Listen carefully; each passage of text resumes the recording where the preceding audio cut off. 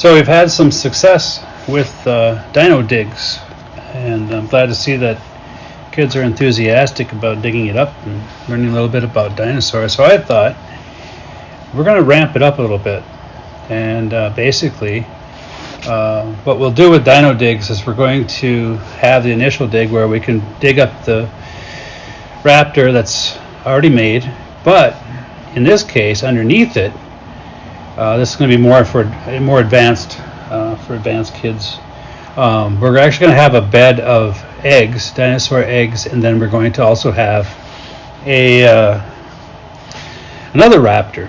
And this raptor is actually going to take a little bit of time to do, as are the eggs. But so the eggs I went as close as I could with finding appropriate eggs to actually make mold, be able to mold. So we're going to have 3 of these, one solid egg, one that's actually broken half with a piece missing, and it looks like it's been in the ground for a while. Then we're going to have another one with half and then half off to the side. And then this is going to be an interesting part. So, not to be outdone by myself here with puzzles, we got this one.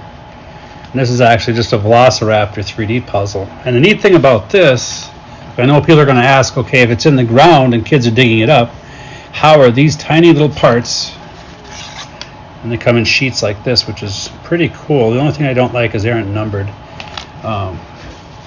There's legs and stuff.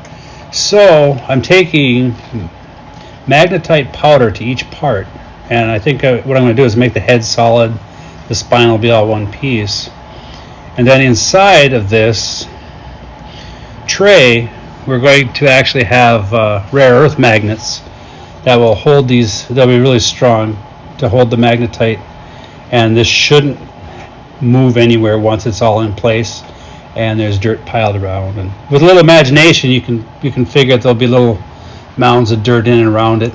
But we'll have another smaller raptor, and then when I get this all pieced together I'll put it next to the one that's actually the actual size raptor. We'll compare it, and we'll looking at this like it was, say, a hatchling raptor, and that'll be just another layer that we can add to it to make it a little more interesting. Let's see if we can get it wrong way. There we go. Let's see if we can zoom it in just a little bit. There we go.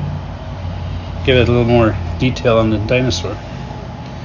Yeah, this will be all coated with magnetite, and then each piece will be coated, and then when it's actually laying in the tray with dirt looking around it, it'll be configured in such a way that you actually have to take some of these smaller parts, some of these smaller pieces, there we go, and put it back together. And unlike this sheet that I bought, because this was actually an inexpensive model, everything will be numbered so we know which way it goes back together. But it'll be more advanced for probably 14 and up maybe. We'll try it with some younger kids, which I don't mind, but it'll take a little more patience and a little more digging. But this will be laying right underneath the big raptor. So the story is going to end up being that the raptor came down for whatever. We're going to use the same spot for a while until the story dies out. But the idea is that at this time the raptor was actually covered up, laying on its eggs, and unfortunately had a youngster with it. Some eggs that weren't viable, some that were just broken, and then we dig that up, and I think it should be pretty cool. I do have to finish taking the time to actually, let's back that up, there we go, to make this all look a little more like it's in the ground. And then, like I say, it's buried underneath the large raptor. So I'm looking for parents that are interested in starting STEM. I don't have it on camera here, but I have a couple of robot dinosaurs that I thought were pretty cool. Those dinosaurs are aimed more at the ages 7 below. They have some wiring, but it's nothing that a parent couldn't help with, or I can't help with, or whoever I have assisting putting them together. But they're pretty cool. I should grab it real quick. Hold on.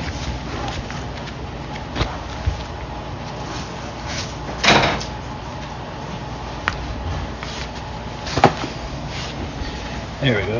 Nice view of my socks there. But we have Brachiosaurus, and each packet comes with a motor and wiring. So really there isn't any electrical wiring for the little kids per se. It'll be more learning how to follow directions and be able to put this model together. And then in theory, I haven't tried it yet, but it should be able to walk a little bit because there's forward and backwards. So we're going to try that, and that kit came with 2. So one is for this kid to try, and that's going to be a Tyrannosaurus, and then we'll see if we can find another 7-year-old or so to try this kit. And then hopefully we'll get some parents that are interested in maybe once a month or something having some kind of STEM club at Moosewood. Still have the ROV to work on to get kids involved in basic ROVs, underwater robotic vehicles. Seaborg Center does advanced with programming. We don't want to get that far ahead because I'd rather leave that for them.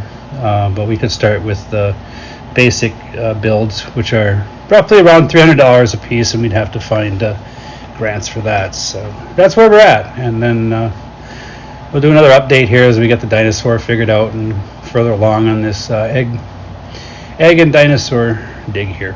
Thank you.